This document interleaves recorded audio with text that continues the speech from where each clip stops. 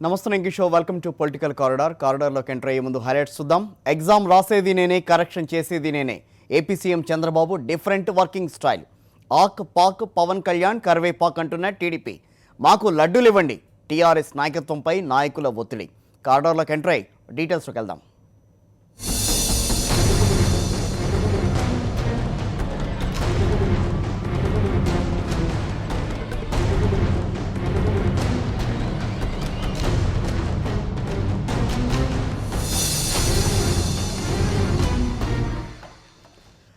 నాడు అలెగ్జాండర్ కేవలం ప్రపంచాన్ని మాత్రమే జయించాడు. ఆధునిక అలెగ్జాండర్ చంద్రబాబు మాత్రం ప్రపంచంలోని అన్ని విషయాలను జయిస్తున్నారు. దోమలు, కరువు, తుఫాను, వరదలు ఇలా చెప్పుకుంటూ పోతే అంతరిక్షం వరకు ఆయన జయించనిది అంటూ ఏమీ లేదు. విస్తుగొలుపుతున్న చంద్రబాబు వ్యవహార శైలి. యుద్ధం చేసేది ఆయనే, విజేతగా ప్రకటించుకునేది ఆయనే. దోమలపై పోరాటంలో విజయం సాధించానన్న చంద్రబాబు. గతంలో కరువును జయించానని ప్రకటించిన చంద్రబాబు. క్షేత్రస్థాయిలో భిన్నమైన పరిస్థితులు. ఆంధ్రప్రదేశ్లో 310 మండలాల్లో కరువు. అనంతపురం జిల్లాలో 7.1 లక్షల ఎకరాల్లో ఎండిపోయిన వేరుశెనగ పంట.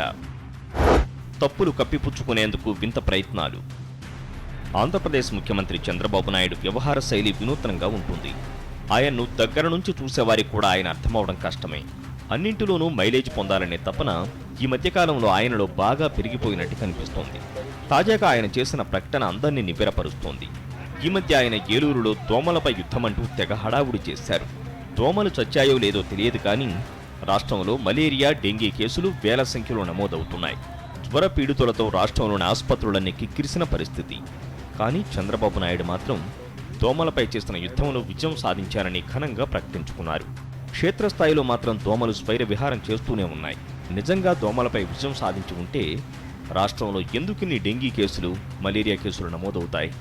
దోమల విషయంలోనే కాదు, కరువు విషయంలోనూ చంద్రబాబుది ఇదే ధోరణి. అనంతపురంలో రెయిన్ గన్స్ సమకూర్చామని, కరువుపై చేసిన యుద్ధంలో విజయం సాధించామని ఘనంగా చెప్పుకున్నారు. కానీ వాస్తవ పరిస్థితి మాత్రం దీనికి విరుద్ధంగా ఉంది. రాష్ట్రంలో ఇప్పటి వరకు 310 మండలాల్లో కరువు తాండవిస్తోంది. ఒక్క అనంతపురం జిల్లాలోని 7 లక్షలకు పైగా ఎకరాల్లో వేరుశెనగ పంట ఎండిపోయింది. నిజంగా కరువు జయిస్తే రాష్ట్రంలో ఈ పరిస్థితి ఎందుకుంటుంది? రెయిన్ గన్ అంటూ సెప్టెంబర్ 2న అనంతపురం జిల్లాలో హడావుడి చేసిన చంద్రబాబు గడిచిన 45 రోజులుగా అటువైపు మళ్లీ ఎందుకు చూడలేదు? సెప్టెంబర్ 2 తర్వాత వేరుశెనగ పంటకు మరో తడి అవసరమనే విషయాన్ని చంద్రబాబు నాయుడు మర్చిపోయారా? ఈ ప్రశ్నలకు సమాధానాలు దొరకడం కష్టమే. విశాఖ హుద్హుద్ తుఫాను విషయంలోనూ ముఖ్యమంత్రి తీరు ఇలాగే ఉంది. తుఫాను సమయంలో విశాఖలోనే ఉండి సహాయ చర్యలు పర్యవేక్షించిన సీఎం ఆ తర్వాత కొన్నాళ్లకు హుద్హుద్పై విజయం సాధించామని ప్రకటించుకున్నారు. కానీ విశాఖలో ఇప్పటికీ తుఫాను బాధితులకు ఇళ్ల నిర్మాణం మొదలు కాలేదు. కానీ చంద్రబాబు మాత్రం హుద్హుద్పై విజయం సాధించానని చెప్పుకున్నారు. మొన్నటికి మొన్న గుంటూరులో వచ్చిన తుఫానుపైన విజయం సాధించామని గర్వంగా ప్రకటించుకున్నారు. వాస్తవానికి మొన్నటి తుఫానులో నష్టపోయిన పంటను గుర్తించింది లేదు, నష్టపోయిన వారికి పరిహారం ఇచ్చింది లేదు. కానీ సీఎం మాత్రం విజయం సాధించానని గొప్పగా చెప్పుకున్నారు.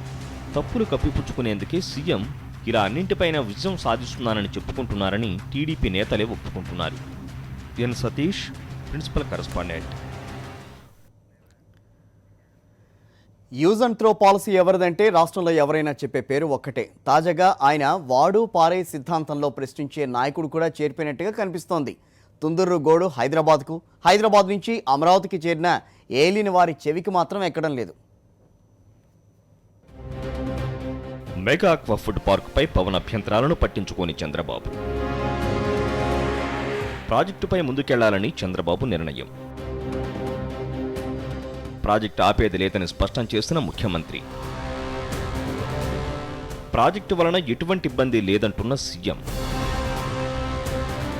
ప్రజలకు నచ్చజెప్పాలని నాయకులకు హితవు.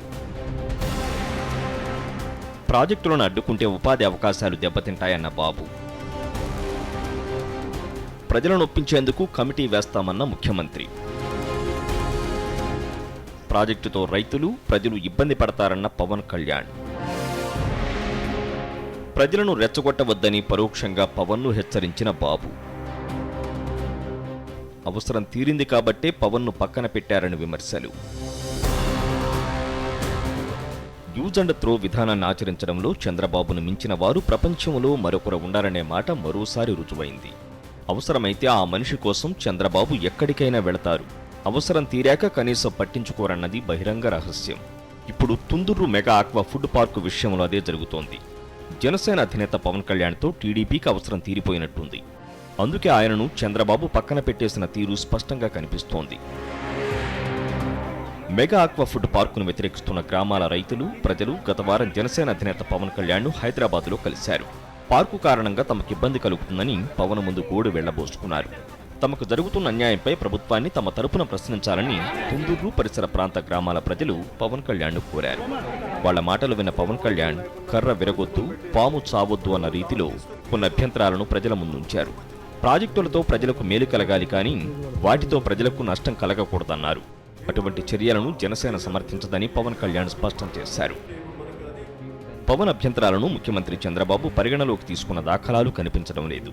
పవన్ కళ్యాణ్ మీడియా సమావేశం పెట్టిన కొన్ని గంటల్లోనే పార్టీ అధికార ప్రతినిధి బాబు రాజేంద్ర ప్రసాద్ పేరు మీద మీడియాకు లేఖ విడుదల చేశారు. ఆక్వా ప్రాజెక్టు వలన ప్రజలకు ఎటువంటి హాని జరగదన్నారు. ఈ విషయంపై పార్టీల నాయకులు ప్రజలను రెచ్చగొట్టే రీతిలో వ్యాఖ్యలు చేయొద్దని లేఖలో పేర్కొన్నారు. ఇదే అంశంపై ఆదివారం అధికారులు స్థానిక ఎమ్మెల్యే అంజిబాబుతో చంద్రబాబు సమీక్షా సమావేశం నిర్వహించారు. ప్రాజెక్టును ఎట్టి పరిస్థితుల్లోనూ ఆపేది లేదని కుండబద్దలు కొట్టినట్లు సీఎం తెలిపారు. తుందూరులో నిర్మించే ప్రాజెక్టుతో ఎలాంటి నష్టం లేదని, పశ్చిమ గోదావరి జిల్లాను పారిశ్రామికంగా ముందుకు నడిపించాలనే ఉద్దేశంతోనే దీన్ని చేపట్టామని స్పష్టం చేశారు. అక్కడి జనాలను ఒప్పించేందుకు కలెక్టర్ స్థానిక ఎమ్మెల్యేతో కమిటీ ఏర్పాటు చేస్తున్నట్లు ప్రకటించారు. మరోవైపు ఆక్వా ఫుడ్ పార్కు ప్రాజెక్టుపై పవన్ కళ్యాణ్ అభ్యంతరాలను ప్రభుత్వం పరిగణలోకి తీసుకోకపోవడంపై జనసేన కార్యకర్తలు అసంతృప్తి వ్యక్తం చేస్తున్నారు. అవసరం ఉన్నప్పుడు పవన్ కళ్యాణ్ ఇంటికొచ్చిన చంద్రబాబు ఇప్పుడు పవన్ చేసిన సూచనలను పట్టించుకోకపోవడాన్ని వారు తప్పుపడుతున్నారు. Swaminaidu, senior correspondent, Vijayawada. 40 years industry, రాజకీయాల్లో పుట్టి పెరిగిన ఫ్యామిలీ. శత్రువును 3 చెరువుల నీళ్లు తాగించేందుకు తగిన సరంజామా ఆయన ఇంటి పేరులోనే ఉంది. రాజకీయంగా ఎంతో అనుభవం ఉన్న ఆయన ఇప్పుడు ఏ రాజకీయ నేత ఇంతవరకు ఎదుర్కొని చిత్రమైన పరిస్థితిని ఎదుర్కొంటున్నారు. శత్రుచర్ల విజయరామరాజు ఎన్నికల పిటిషన్పై హైకోర్టు సంచలన తీర్పు. శత్రుచర్ల ఎస్టీ కాదని గతంలోనే నిర్ధారించిన హైకోర్టు. ఎస్టీ నియోజకవర్గాల నుంచి ఎంపీ, ఎమ్మెల్యేగా గెలిచిన శత్రుచర్ల ఎస్టీ ప్రజాప్రతినిధి హోదాలో తీసుకున్న జీతభత్యాలు తిరిగి చెల్లించాలని ఆదేశం. శత్రుచర్ల నుంచి రాబట్టాలని అసెంబ్లీ కార్యదర్శికి హైకోర్టు ఆదేశం. మాజీ మంత్రి శత్రుచర్ల విజయరామరాజు కుల వ్యవహారానికి సంబంధించిన కేసులో హైదరాబాద్ హైకోర్టు సంచలన తీర్పు చెప్పింది. ఆయన ఎస్టీ కాదని గతంలోనే హైకోర్టు తీర్పిచ్చింది. 1999లో శ్రీకాకుళం జిల్లా నాగూరు ఎస్టీ రిజర్వ్ నియోజకవర్గం నుంచి శత్రుచర్ల విజయరామరాజు కాంగ్రెస్ తరపున ఎమ్మెల్యేగా గెలిచారు. ఆయన ఎస్టీ కాదని ఆరోపిస్తూ ఆయన ప్రత్యర్థి టీడీపీ తరపున పోటీ చేసిన నిమ్మక జయరాజు హైకోర్టును ఆశ్రయించారు. శత్రుచర్ల పూర్వీకులు కొండదొర తెగకు చెందిన వారని, వాళ్ళెప్పుడూ కొండరాజులని చెప్పుకోలేదని, అంతేకాదు కొండరాజులు, కొండదొరలు ఒకటి కాదని నిమ్మక జయరాజు వాదించారు. దీనిపై సుదీర్ఘ వాదనలు జరిగిన తర్వాత 2004 జనవరిలో హైకోర్టు శత్రుచర్ల ఎస్టీ కాదని తీర్పునిచ్చింది. అప్పటికే రాష్ట్ర అసెంబ్లీని రద్దు చేయడంతో తనను ఎమ్మెల్యేగా ప్రకటించాలన్న నిమ్మక జయరాజు అభ్యర్థన చెల్లుబాటు కాదని హైకోర్టు స్పష్టం చేసింది. దీనిపై శత్రుచర్ల సుప్రీంకోర్టును ఆశ్రయించి స్టే తెచ్చుకున్న ఆ తర్వాత కాలంలో అది కూడా తొలగిపోయింది. శత్రుచర్ల విజయరామరాజు ఎస్టీ కాదని ఉన్నత న్యాయస్థానం స్పష్టం చేయడంతో ఎస్టీ ప్రజాప్రతినిధిగా ఆయనకు ప్రభుత్వం చెల్లించిన జీతభత్యాలు తిరిగి రాబట్టాలని కోరుతూ హైకోర్టులో మరో పిటిషన్ దాఖలైంది. దీనిపై విచారణ తర్వాత హైకోర్టు ఎస్టీ ప్రజాప్రతినిధిగా శత్రుచర్ల ప్రభుత్వం నుంచి పొందిన జీతభత్యాలు తిరిగి చెల్లించాలని ఆదేశాలు జారీ చేసింది. ఆయన నుంచి డబ్బు రాబట్టాల్సిందిగా అసెంబ్లీ కార్యదర్శిని హైకోర్టు ఆదేశించింది. శ్రీకాకుళం జిల్లా నాగూరు నియోజకవర్గం నుంచి ఎమ్మెల్యేగా గెలిచారు. 1998లో ఎంపీగా కూడా గెలిచారు. ఓ ప్రజాప్రతినిధి నుంచి జీతభత్యాలు తిరిగి రాబట్టాలని న్యాయస్థానాల ఆదేశాలు జారీ చేయడం బహుశా ఇదే మొదటిసారి కావచ్చు. పొలిటికల్ కారిడార్లో ఒక చిన్న బ్రేక్ తర్వాత కేఎస్ఆర్ పొలిటికల్ కామెంట్లోకి వెళ్దాం. Stay with us.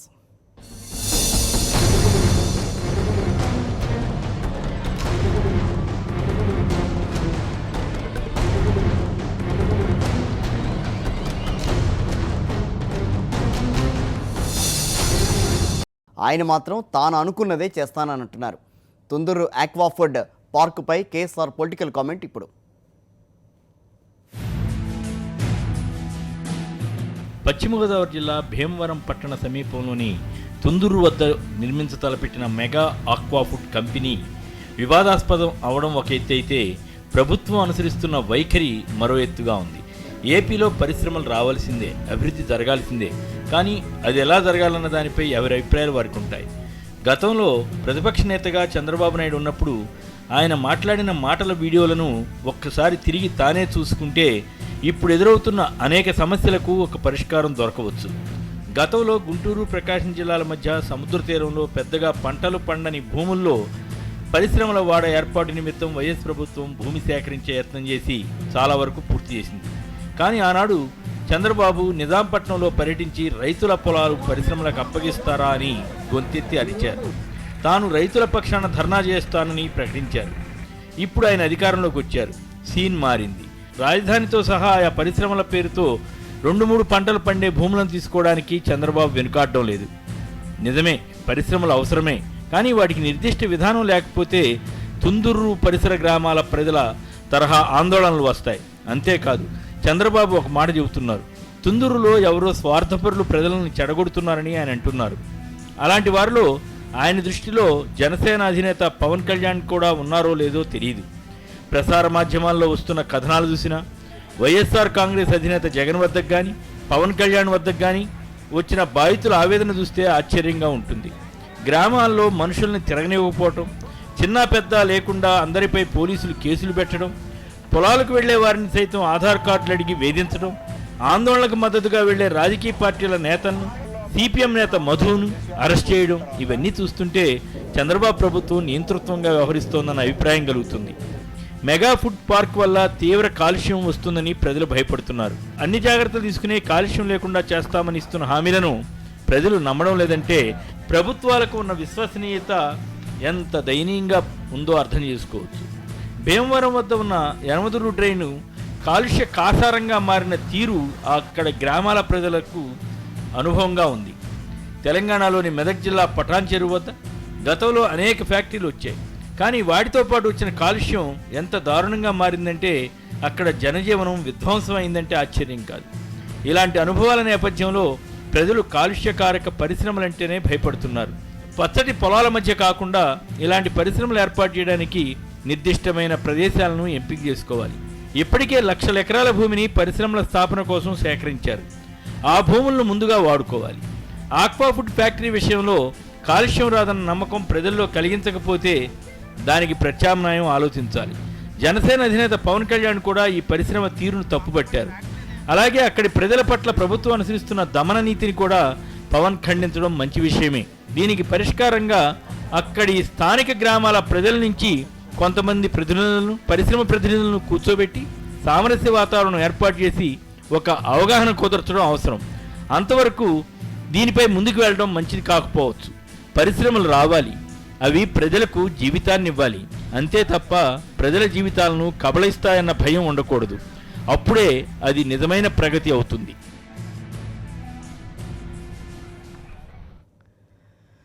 జిల్లాలు వస్తే పదవులు పెరుగుతాయని కలలుగన్న టీఆర్ఎస్ నాయకుల ఆశలు అడియాసలే అవుతున్నాయి. కొత్త జిల్లాలకు కొత్త అధ్యక్షుల్ని నియమించే ఆలోచనేది లేదని టీఆర్ఎస్ నాయకత్వం చేయకపోవడం పార్టీ శ్రేణులకు మింగుడుపడడం లేదు. టీఆర్ఎస్లో కొత్త వివాదం. కొత్త జిల్లాలకు అధ్యక్షులను నియమించాలని పెరుగుతున్న ఒత్తిడి. ఇతర జిల్లా అధ్యక్షులు తమకు వద్దంటున్న నాయకులు. కొత్తగా ఏర్పడిన జిల్లాలకు అధ్యక్షులను నియమించని టీఆర్ఎస్. కొత్త అధ్యక్షుల నియామకంపై కేసీఆర్ మౌనం. కేసీఆర్ను కలిసేందుకు సిద్ధమవుతున్న కొత్త జిల్లాల నేతలు. కొత్త జిల్లాలను సాఫీగా ఏర్పాటు చేశామని భావిస్తున్న అధికార టీఆర్ఎస్ నాయకత్వానికి సొంత పార్టీ నేతల నుంచి కొత్త సమస్యలు ఎదురవుతున్నాయి. కొత్త జిల్లాలకు అధ్యక్షుల నియామకంపై పార్టీలో తీవ్ర చర్చ జరుగుతోంది. జిల్లాల ఏర్పాటు అంశం మొదలైనప్పటి నుంచి అధ్యక్షుల నియామకంపై పార్టీలో చర్చ రాజుకుంది. నాయకత్వం మాత్రం దీనిపై మౌనంగానే ఉంది. ప్రస్తుతం కొత్తగా ఏర్పాటు చేసిన 21 జిల్లాలకు అధ్యక్షులు నియమించాల్సి ఉంటుంది. పార్టీ పదవుల నియామకంలో మొదటి నుంచి జాప్యం జరుగుతోందనే భావన పార్టీ శ్రేణుల్లో ఉంది. గతంలో ఉన్న జిల్లాలకు అధ్యక్షులు తప్ప ప్రస్తుతం టీఆర్ఎస్లు అన్ని పదవులు ఖాళీగానే ఉన్నాయి.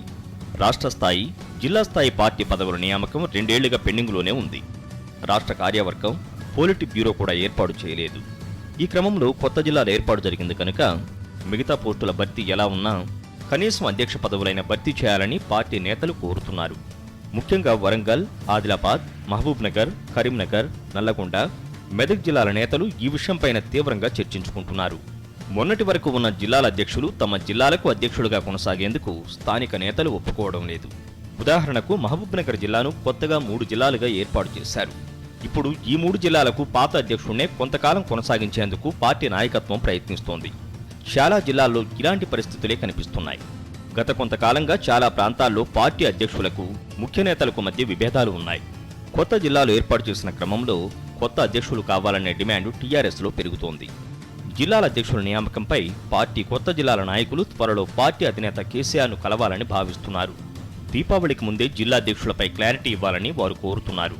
తెలంగాణలో అధికారంలో ఉన్న పార్టీ బలోపేతం కాలేదని, ఇప్పుడు కొత్త జిల్లాల ఏర్పాటు తర్వాతైనా పార్టీ పదవులపై తక్షణం నిర్ణయం తీసుకోవాలనే డిమాండ్ టీఆర్ఎస్లో గట్టిగా వినిపిస్తోంది. మొత్తం మీద జిల్లాల ఏర్పాటుతో అధికార పార్టీలో పదవుల డిమాండ్ పెరుగుతోంది. వివిధ కారణాలతో పదవుల విషయమై అధినేత కొంత మౌనంగానే ఉన్నా ఈసారి మాత్రం పదవుల కోసం ఒత్తిడి తేవాలని టీఆర్ఎస్ నాయకులు భావిస్తున్నారు. Narasimharao, principal correspondent.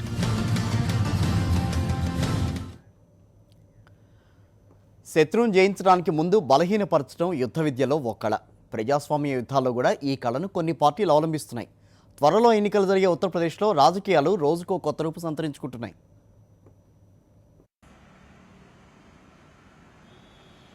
ఉత్తరప్రదేశ్ రాజకీయం రోజురోజుకు రసవత్తరంగా మారుతోంది. రాష్ట్రంలో ఈసారి ఎలాగైనా అధికారం సాధించాలని కంకణం కట్టుకున్న బీజేపీ ఆకర్ష్ మంత్రాన్ని మరింత ఉధృతం చేసినట్టుగా కనిపిస్తోంది. రాష్ట్రంలో అగ్రవర్ణాల ఓట్లపై దృష్టి సారించిన కమలదళం ఇతర పార్టీల్లోని పెద్ద నాయకులను టార్గెట్ చేసింది. ఇప్పటికే బీఎస్పీ నేత మాజీ ఎంపీ బ్రజేష్ పాఠక్ను తన వైపుకు తిప్పుకున్న కాషాయ కూటమి తాజాగా కాంగ్రెస్ సీనియర్ నేతలపై దృష్టి పెట్టింది. ఈ క్రమంలోనే ఉత్తరప్రదేశ్ రాష్ట్ర కాంగ్రెస్ మాజీ అధ్యక్షురాలు రీటా బహుగుణకు కాషాయ కండువా కప్పే పనిలో నిమగ్నమైంది. ఈ ఆకర్ష మంత్రానికి రీటా బహుగుణ కూడా అట్రాక్ట్ అయినట్లుగా సమాచారం. త్వరలోనే ఆమె బీజేపీలో చేరతారని జోరుగా ప్రచారం సాగుతోంది. ఉత్తరప్రదేశ్ మాజీ ముఖ్యమంత్రి హేమావతి నందన్ బహుగుణ కుమార్తె రీటా బహుగుణ 2012 ఉత్తరప్రదేశ్ అసెంబ్లీ ఎన్నికల్లో కాంగ్రెస్ ప్రచార బాధ్యతలను రీటా నిర్వర్తించారు. వచ్చే ఏడాది జరగబోయే శాసనసభ ఎన్నికల్లో తనను ముఖ్యమంత్రిగా ప్రకటిస్తారని రీటా భావించారు. కానీ కాంగ్రెస్ హైకమాండ్ ఢిల్లీ మాజీ సీఎం షీలా దీక్షిత్ను తెరపైకి తీసుకొచ్చి యూపీ సీఎం అభ్యర్థిగా రంగంలోకి దించింది. ఈ నిర్ణయం రీటాను ఆవేదనకు గురిచేసినట్టుగా సమాచారం. పార్టీ నాయకత్వం తనను పూర్తిగా పక్కన పెట్టేసిందని, తన సేవలు గుర్తించడం లేదని రీటా మండిపడుతున్నట్టుగా తెలుస్తోంది. పార్టీ తనను పట్టించుకున్నప్పుడు తాను మాత్రం ఎందుకు పార్టీని అంటిపెట్టుకోవాలని భావిస్తున్న రీటా కమలదళంతో చేయి కలపాలని నిశ్చయించుకున్నట్టుగా ఆమె సన్నిహిత వర్గాలు పేర్కొంటున్నాయి. ఇందుకు సంబంధించి బీజేపీ చీఫ్ అమిత్ షాతో కూడా ఆమె సంప్రదింపులు జరిపారని సమాచారం. ఇప్పటికే రీటా సోదరుడు ఉత్తరాఖండ్ మాజీ సీఎం విజయ్ బహుగుణ కమలదళంలో చేరిపోయారు. త్వరలోనే రీటా కూడా కాషాయ కండువా కప్పుకుంటారని తెలుస్తోంది. That's all on the political corridor. Next to fourth estate. Stay with us.